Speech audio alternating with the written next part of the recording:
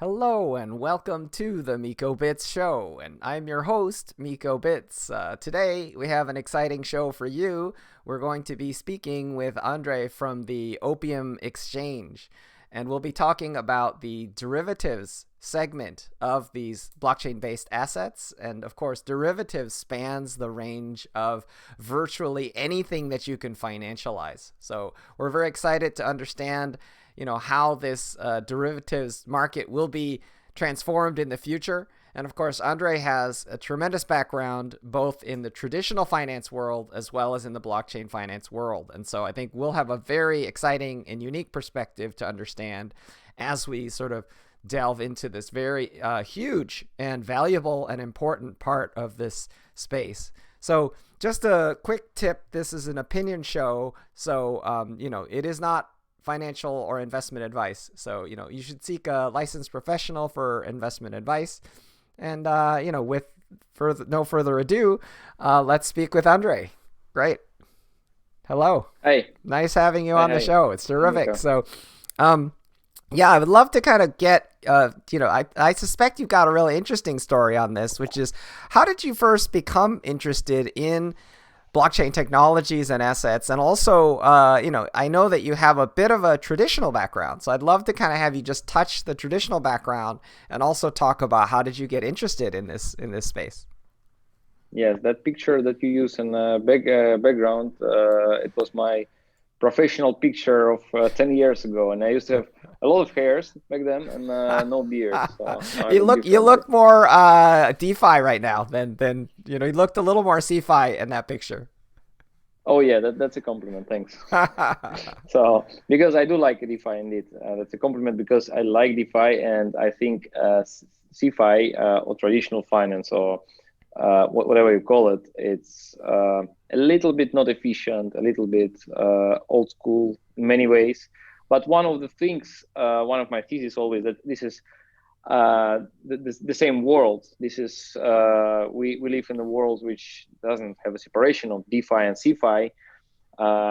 DeFi is just another instrument to solve real world's problem, real users' problem, and to make our life better, and so on and so on.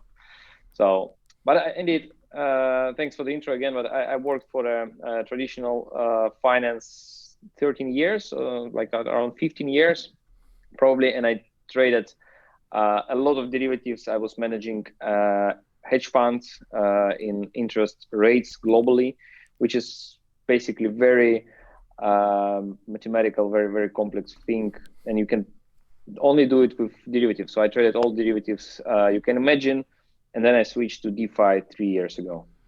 That's amazing. So what caused you to switch? I mean, obviously the world of derivatives is incredibly mathematical, right? And it's really the thing that's amazing to me about the derivatives market is it's really an incredible product market, meaning that you can create products, financial products, like fairly quickly, right? And you can create like potentially very huge numbers of different kinds of financial products. So, I guess how did this DeFi segment or this blockchain asset segment attract you? Like how do we get you? Well, I was always there in financial world, and I liked it a lot. But you need to face a lot of inefficiencies there. And I seen also opportunities 3 years ago to invest in fintech, and it was no DeFi, it was fintech. I did invest in many. It was like 6, 7 years ago already we started. I did invest in small teams in interesting fintech solutions, but I happened to invest in Ethereum as well from the day one, and I supported it, and I stayed, yes, in community as well. So I was following it, we were developing on it, experimenting with it, and it was pretty cool technology. I would never believe back then that it can go so fast, so crazy, and so serious and big. So 3 years ago, it was an ICO boom, and we were like, okay, we need to invest somewhere. We were investing for a long time, reinvesting the profits we made from Ethereum, trying to just build a portfolio. And 3 years ago, we asked a question, okay, where should we invest? and then it was an ICO every like 3 seconds, maybe, or maybe every 5 seconds you have a new ICO, exactly. So and that's crazy, right? So we thought, okay, do we want to choose products? Still, it's full-time job, but then it's very difficult to find anything good because it was a lot of scam, you know it. We thought, okay, let's not do this. Let's make our own project. And then we said, okay, do we want to do an ICO? And we said, okay, let's not do an ICO because we're going to compete with all this scam and so on. It's not interesting. Let's do a project for our own money. And that's what we funded for 2.5 years with our own money, with my co-founder, 50-50. And we decided to do derivatives because many reasons. First of all, it's the biggest market in the world. It's 20 times, 15, 20 times bigger than the global economy. The whole global economy is 20 times smaller than this market. Can you imagine?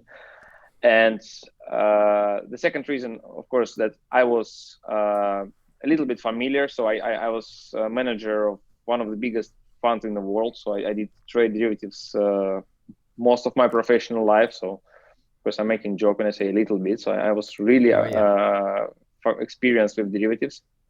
And the innovation, the third reason that the innovation which Ethereum brought, it was very proper to apply to this market, because we've seen, like, you want to make a derivative. We'll speak later what it is in the exact cases, but the idea was very simple.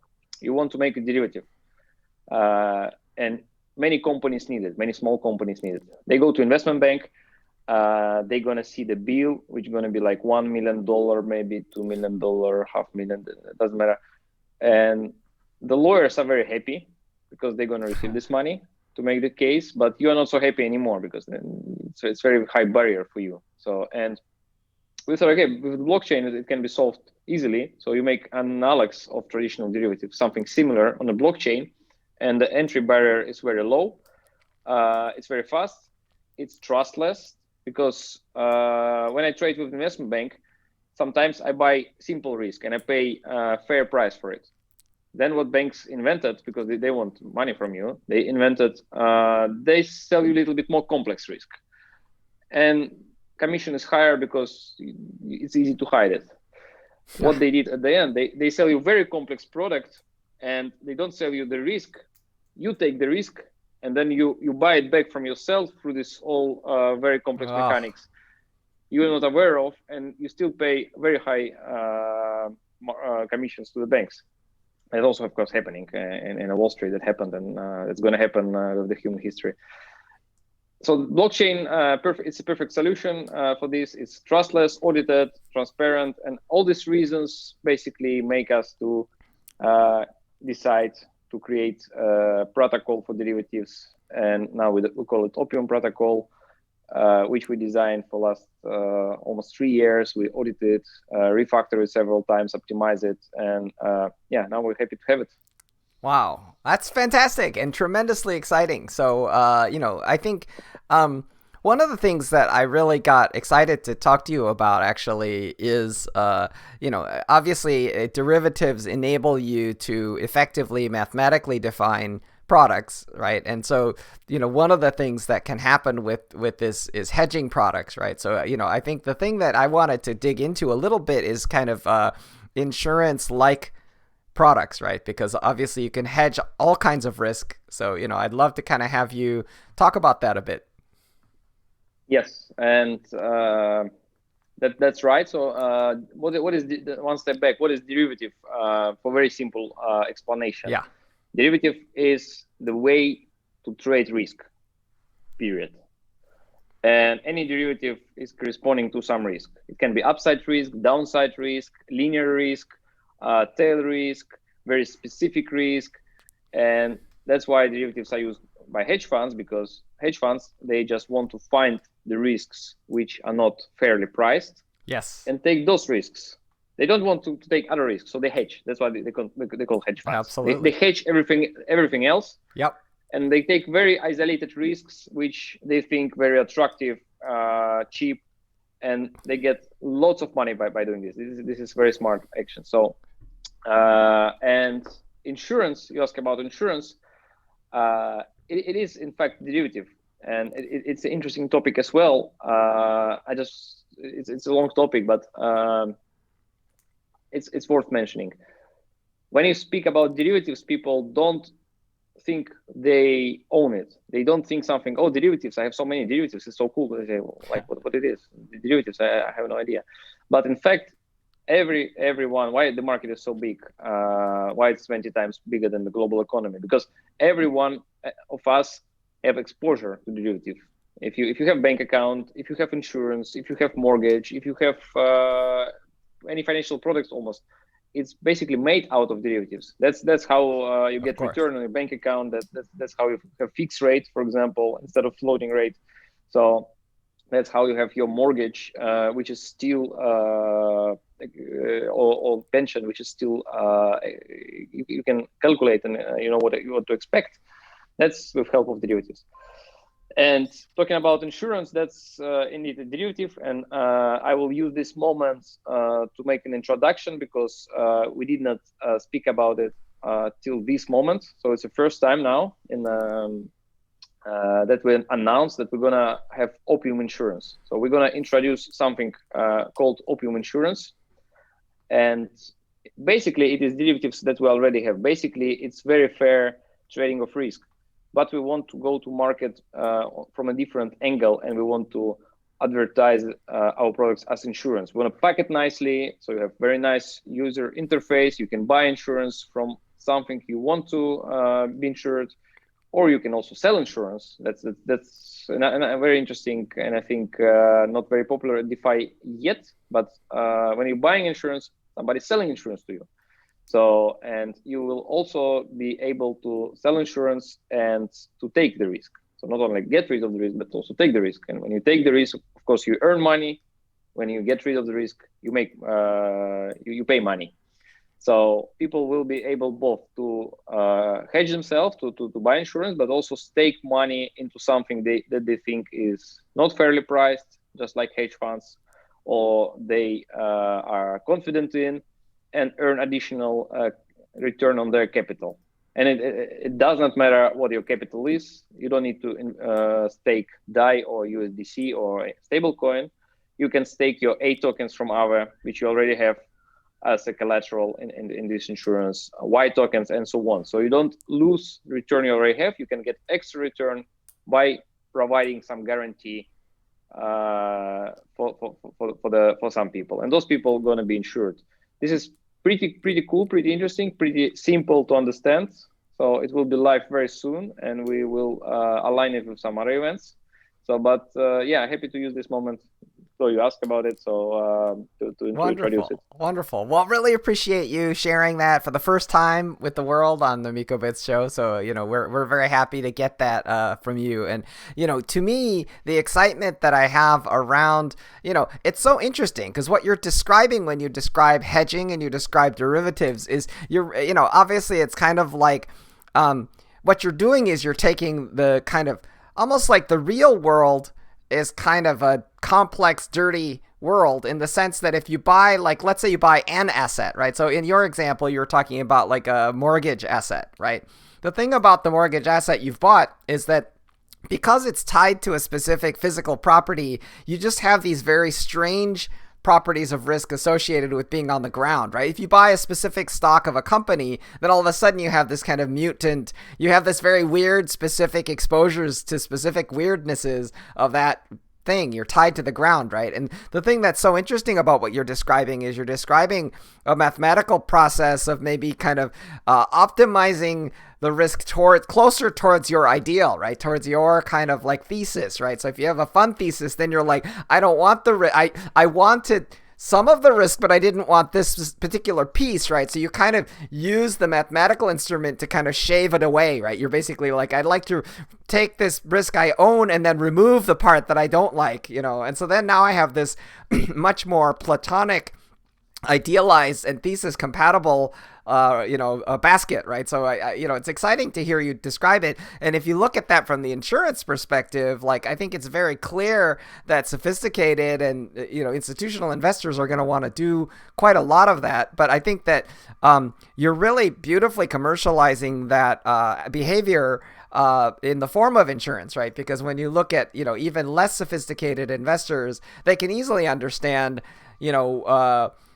insurance products. They can easily understand, like, oh, I want to. Typically, the mindset of an insurance product would be just protecting downside risk, right? It was really looking at, like, oh, I could really get destroyed here if it goes too much. So it's a very interesting consumable product. So how do you envision consumers will access, and institutions will access these insurance products? Like, how do they buy them? Directly on Opium platform, but we also want to integrate with other exchanges, with other places where you need insurance, that to make it very easy. Just with one click you can get this insurance.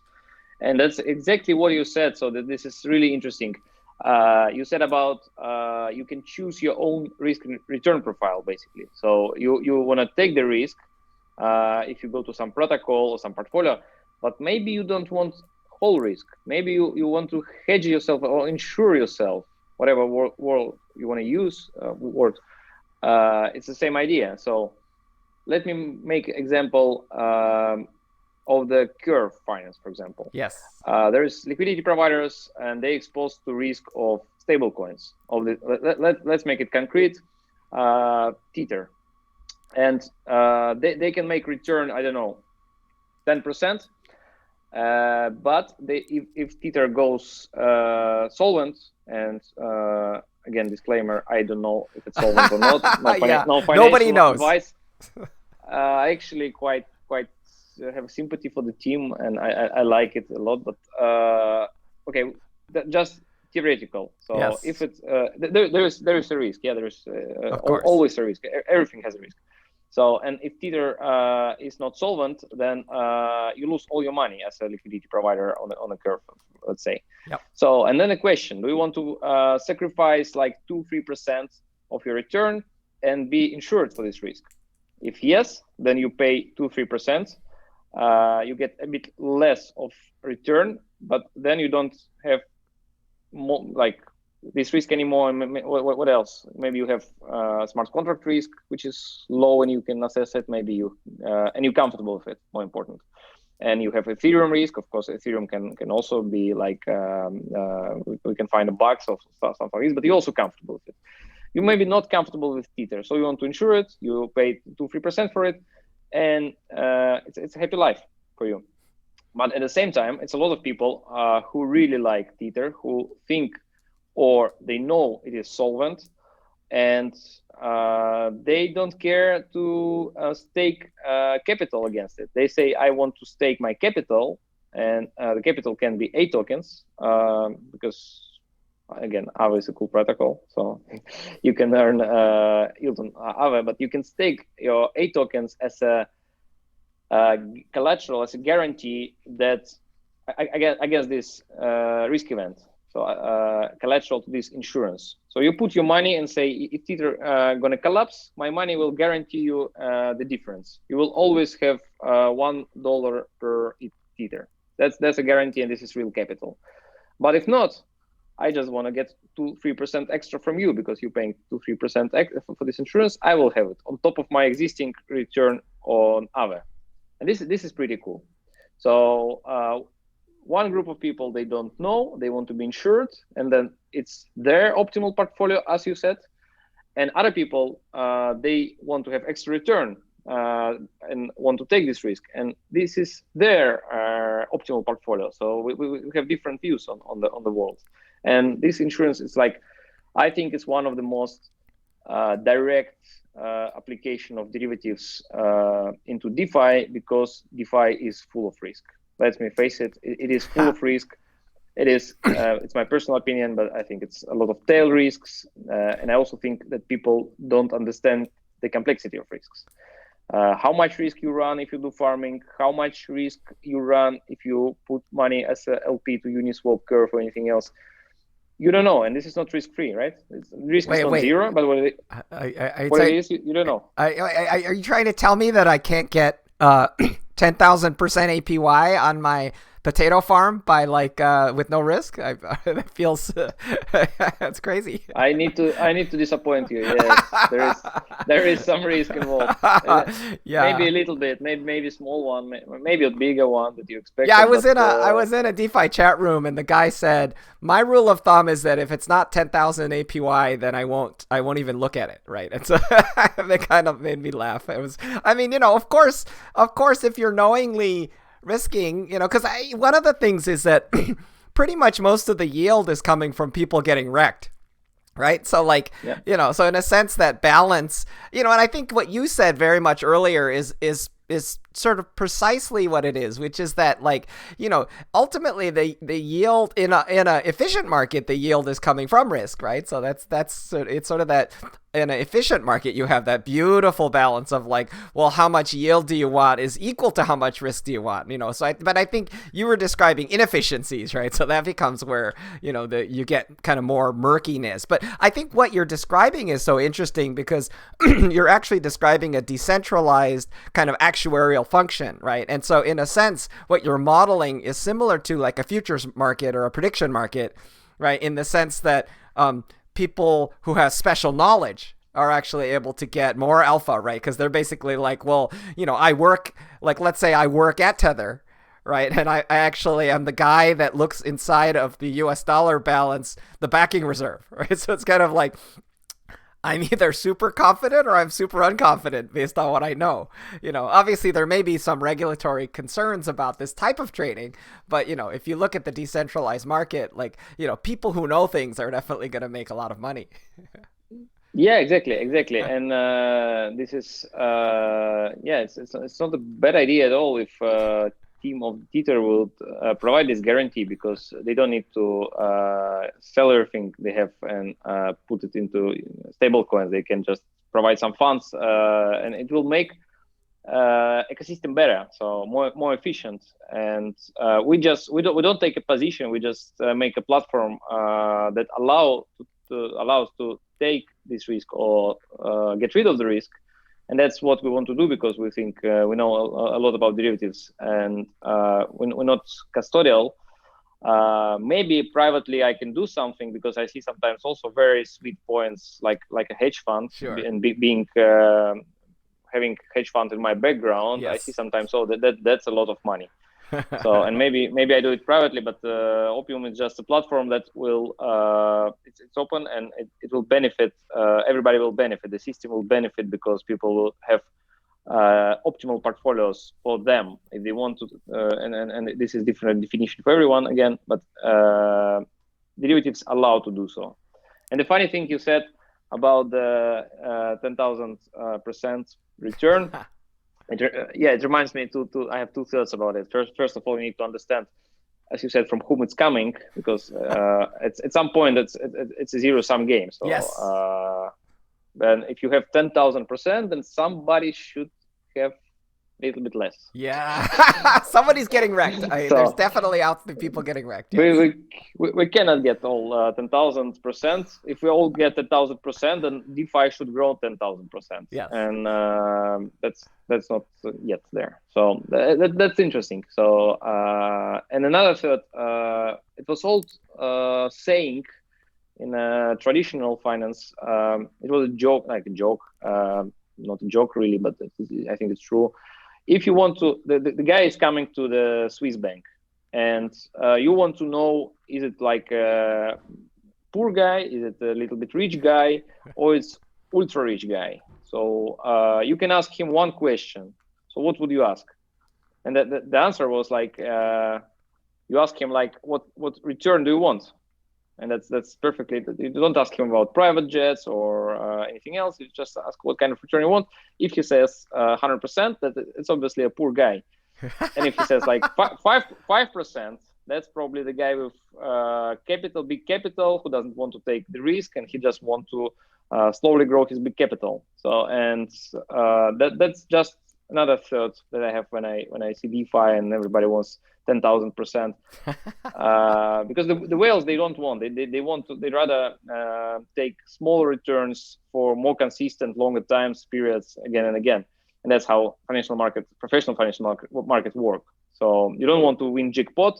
You want to do maybe smaller return, but very consistently all the time, regardless of the state of the market, but by being able to be smart, find sweet spots, and do it again and again in a repeatable way. So that's how the professional market looks like. Yeah, so digging into the insurance segment, one of the things that's interesting is that when you are selling this risk manipulation in the form of a derivative, like you have to scope this to some form of a oracle, because ultimately what you want is I just want to make sure I'm correct here, right? Which is that what you're really doing is you're doing things like risk manipulation around price, right? Because what I'm saying is that generalized insurance actually has a claims processing, like for example, like auto insurance, right? There's this sort of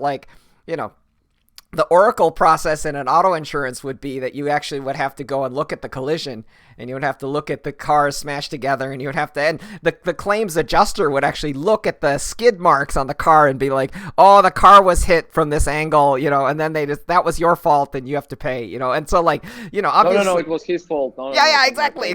So what I'm saying is that claims in normal insurance typically involves whether it's centralized or decentralized, it's going to use the word oracle, right? Which is you have to have some kind of very specific observation of an off-chain event, right? But I think what you're talking about in the scope of Opium Insurance is that you're limiting the scope to the off-chain event to be like a price, right? Typically, I mean, is that fair? Can you cover insurance on non-price related oracles, or I mean, what's your philosophy on this question? Maybe I do another spoiler here. So I have two spoilers. Okay, great. Keep bringing. Then one step back to explain a bit about the protocol. So how Opium protocol works. Basically, it's like a Bloomberg for derivatives. So Bloomberg has, 300,000 products, they say. I don't know if it's true, but it sounds like it's true. Opium protocol is a little bit the same philosophy. So we built a professional ecosystem with matching layer on-chain off-chain, by the way, on the 0x type of relayers. Settlement on-chain, secondary market, like super fast order books and maturities, limited risk. So we built professional, or as professional as we can build ecosystem. And then anybody can come and make an instrument. What they need to do, they need to choose first, what is the instrument recipe? We call it derivative recipe. And it can be like future, option, CDS, just type of the instrument. You can choose one. We already built pretty much, and community built something, or you can build your own if you want. Then you need to choose an oracle. Now we go to oracles. You say, I want to use Chainlink. I want to use Uniswap time-weighted average price. I want to use this, that. Anything on a blockchain of Ethereum can be used as an oracle. If it's not on the blockchain of Ethereum, you can bring it with Oracleize, with anything, with multisig. Then you can use it. So once you've done instrument recipe, then you do oracle recipe, and then you just say some parameters like maturity date, name, blah, blah, blah. And then you have instrument. You can trade it. You can have directly in this next minute, you can have order book for it, and you go and trade. You can make market. It's pretty cool. That's very short explanation of all the protocol. And your question is about second part. So Oracle. As I said, we can use any Oracle, and we use a lot of Chainlink and Uniswap. We like it. We use our on-chain data, compound on-chain data for our interest rate swaps. We have interest rate swaps, by the way, so you can have fixed rate on our own compound without withdrawing money from there. Cool. We use their on-chain data for it, and that's pretty cool. But now it's a spoiler. We look a lot at what UMA protocol Yeah, does. yeah. So we like them. We speak to them We had quite a them lot. on the show as well. Oh yeah. Yeah. So hi from us. And they design oracles which kind of true blockchain idea behind it. So they have optimistic oracles which work unless they don't, and if they don't, you can have a dispute. Yeah, yeah, And yeah, if you have yeah, a yeah. I dispute, love the model actually, right? Because the model in UMA is sort of dispute after the fact, right? And so that's very interesting. It's a it's sort of it is optimistic, right? It's basically like yeah. right. It assumes everything's fine almost all the time, right? Which I think is smart. Like I think to me the thing that's so interesting about this idea is that that's actually the world of business, right? Like for example, if you look at something like a smart contract, or even if you look at legal contracts, right? Most commerce doesn't even have a legal contract. Like if you go to a store and you buy an orange and you pay $1, unless you're using a credit card, you're actually not signing a contract, right? It's just happening, right? It's just happening. I trust you. So like 99.99% of commerce just happens. It just happens and there's no recourse, right? Because it'll be fine, right? The thing that becomes interesting is the smaller percentage of the time when there is a dispute, right? That's interesting, right? Because all of a sudden it's like, hey, you stole an orange.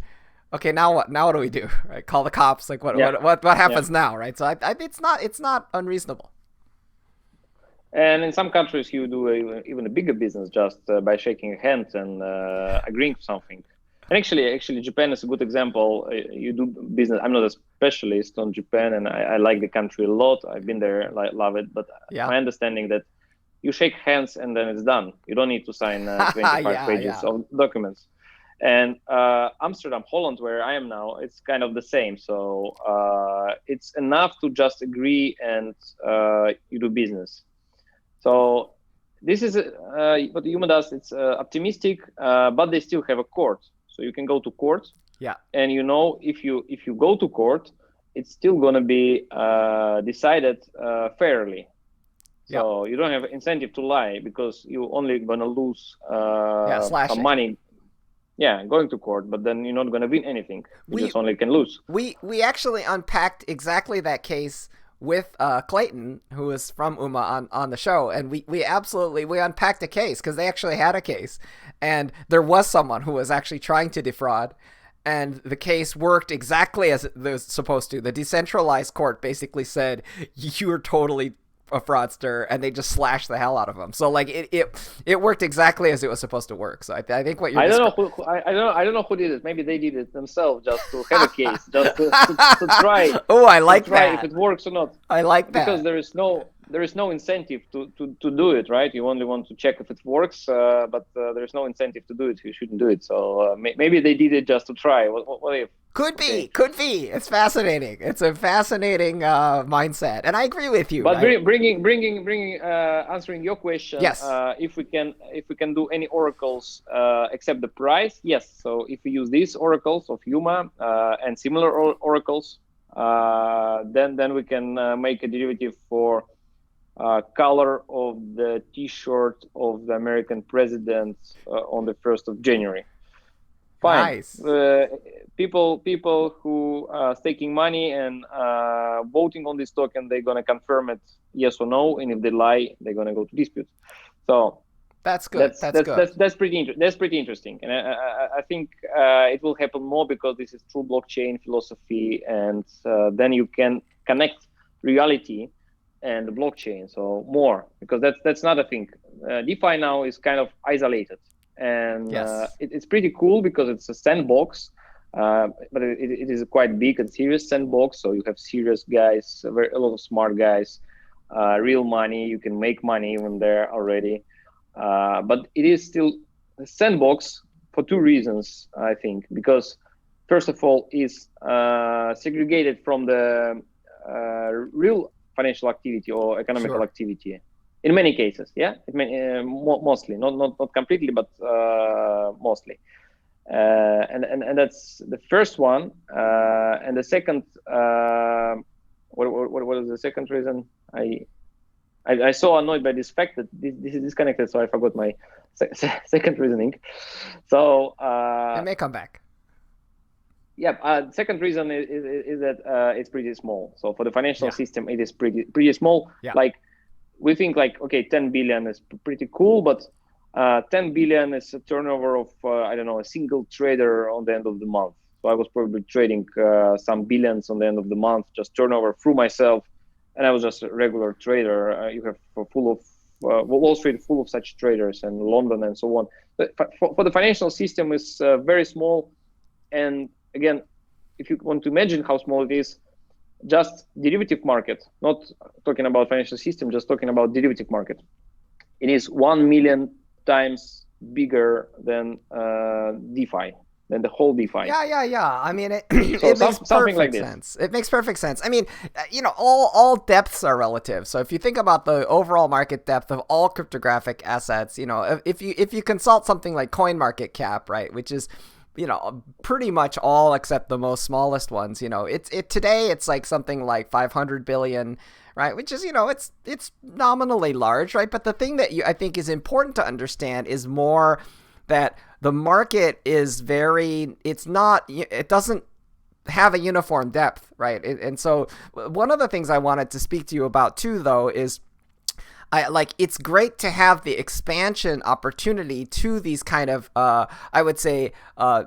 mediated or exception handling Oracle court systems, like the UMA, right? But going back to price oracles, one of the things that's so interesting recently is we've seen some kind of very specific price oracle vectors, right? Because one of the things that we're aware that there's thinness in certain areas, right? So the thinness of an area can enable someone to attack on the basis of things like flash lending, right? So you can actually generate kind of extraordinary leverage, right? And then you can kind of pile into a market that's kind of locally thin, right? You can go towards like an oracle region, where the oracle's looking, and you can smash that, right? And then you can create this kind of like seismic event that you can exploit, right? So that's fascinating. I guess what I'm really trying to push you towards is kind of where do you sit philosophically on the range of kind of code is law versus the law is the law, because the issue becomes that like a lot of people in the code is law camp basically don't consider that to be hacking, right? They're like, that's not hacking.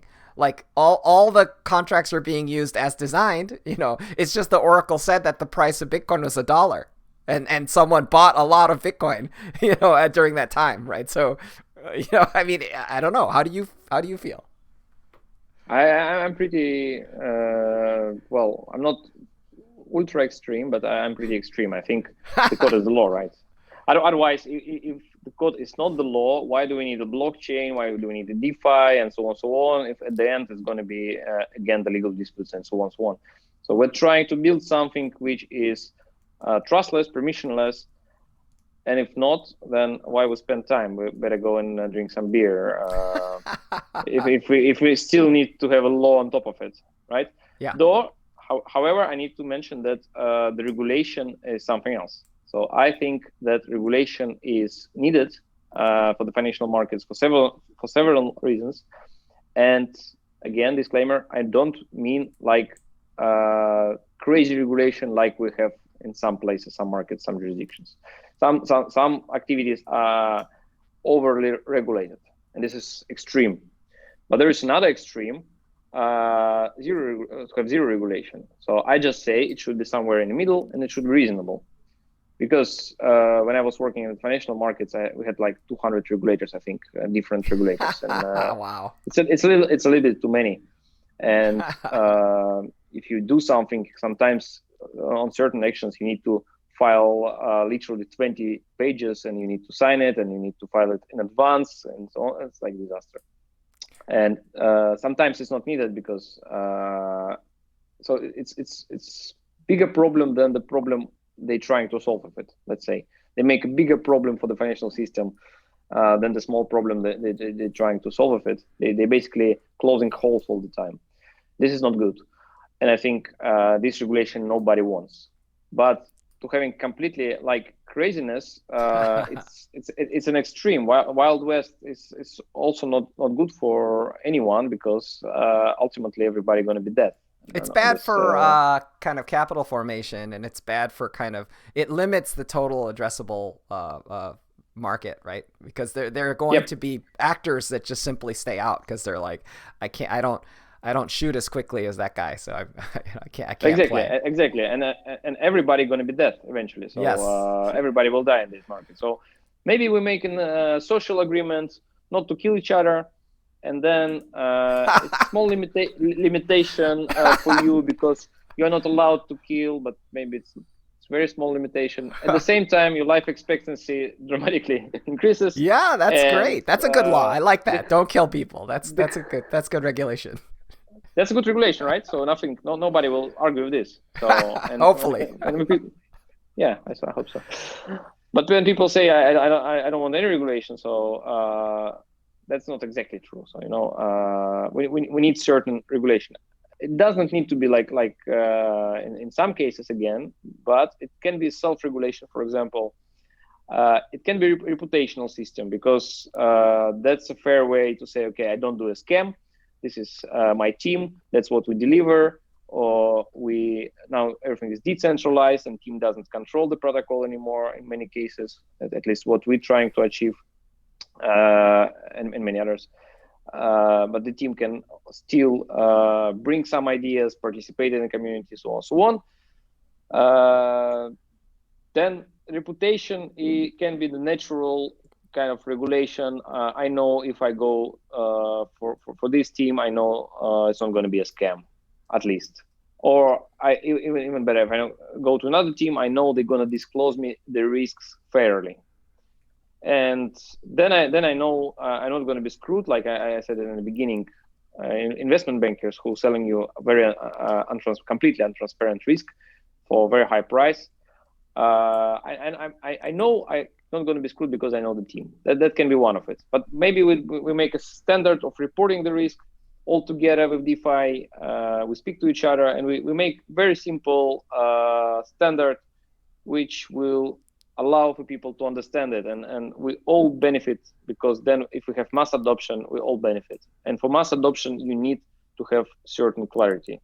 So people like simple people on the street who don't know about DeFi so much, blockchain and so on, they just want to have a product. I just want to have a car. I don't want to know exactly how the car works and exactly what happened in every small bit of the car. I just want to have a good car.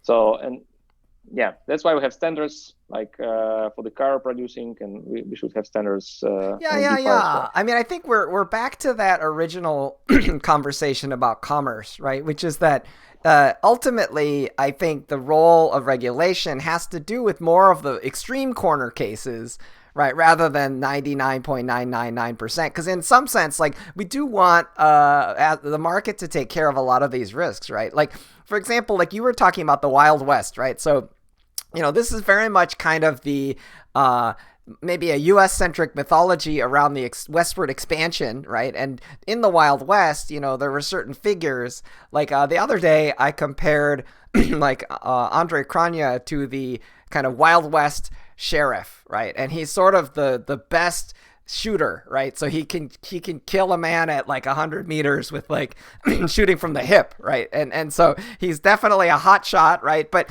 and in his town, like, it's pretty safe there. It's safe there because anybody doing anything is going to get shot by this incredibly skillful guy, right? But the issue becomes, how do you scale it, right? Like, it's hard to scale it by saying, oh, well, let's just get like 10,000 of these people just like him. And it's like, okay, find me them. Find me these guys, And obviously, like, there is a rationale there, right? I think testing and production, there's a rationale, right? Because even if you look at like super secure assets like a Bitcoin, like it has to evolve and grow and then like absorb new vectors, and so it's very much kind of testing in production right now. And so I guess what I would argue is that the laws that cover these new terrains are always kind of like, it's a fascinating exploration of human freedom. Like recently, Elon Musk said that SpaceX Mars colony will not be subject to any terrestrial law.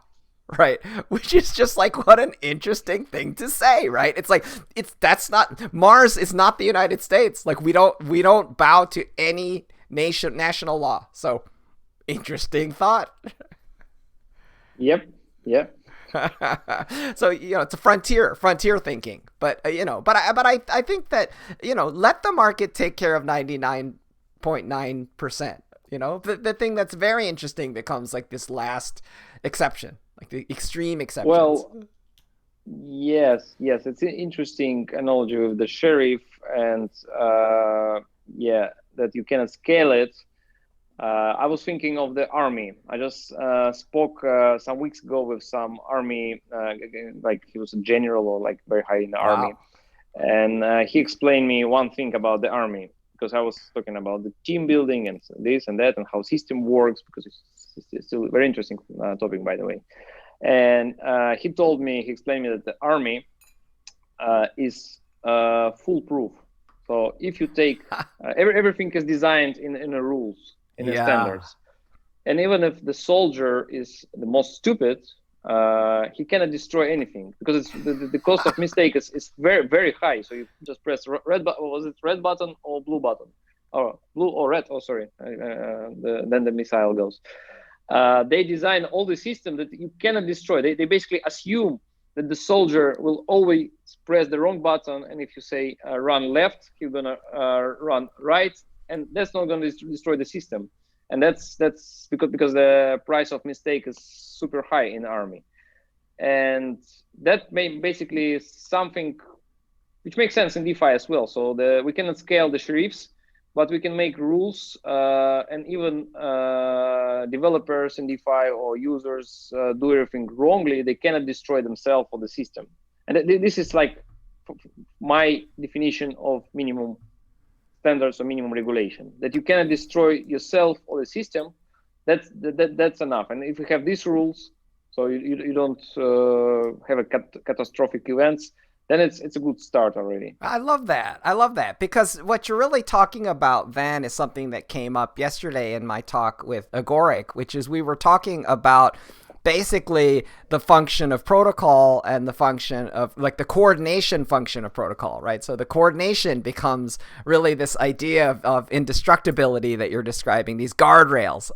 If you go back to the army, it turns out that, the vehicle, the army Jeep, right? It supposedly stood for just enough essential parts, right? And it fits the mood of what you're describing, right? Which is, it's sort of like, how stupid do you have to be able to ruin this? You can't ruin it. Like it's super, super minimalistic, and it only fits together in one possible way, and there it is, right? And the idea behind it is very much kind of this super secure, iterative, dummy-proof kind of mechanic, and I think that's a fascinating cultural value. So I think it makes a ton of sense. That's my answer. That's my answer for the regulation. So do we need regulation or not? Is the code is the law. I think the code is the law for the reason that otherwise we better do something else. Then why do we spend time on it on DeFi? And about the regulation, this is kind of my definition. The minimum regulation that you cannot really destroy even if you do wrong things. This is beautiful.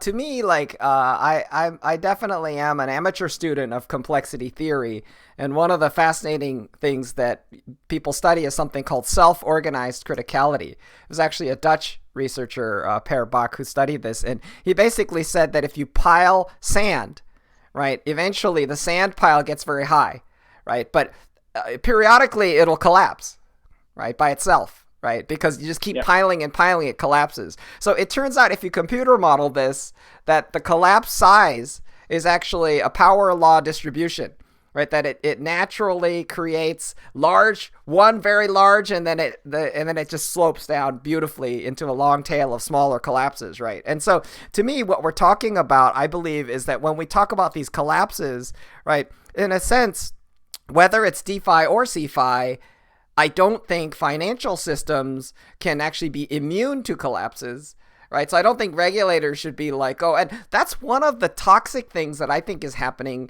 in, the US, which is the regulators are now saying, like, things like the Powell at the Federal Reserve Bank is basically saying that the U.S. economy must not and cannot collapse. And because it cannot collapse, I'm going to buy any toxic asset, or I'm going to buy junk bonds, or and so they're basically propping this up so that it will never collapse. It's buying the time. It will collapse. It's crazy. It's crazy. Harder. Yes, correct. Like, if you live in a cold place, you know about the ski patrol, right? How do ski patrols handle avalanches? Right? They actually force the avalanche with explosives, right? They force it to collapse, right? Those are regulators. They're regulating the collapse, and they're saying, I want to collapse now, and I'd like it to not be a collapse that destroys everyone. I'd like it to be a smaller collapse, right? And if you look at what the U.S. regulators are doing, they're just piling more and more snow on top and hoping for the best. I mean, it's concerning.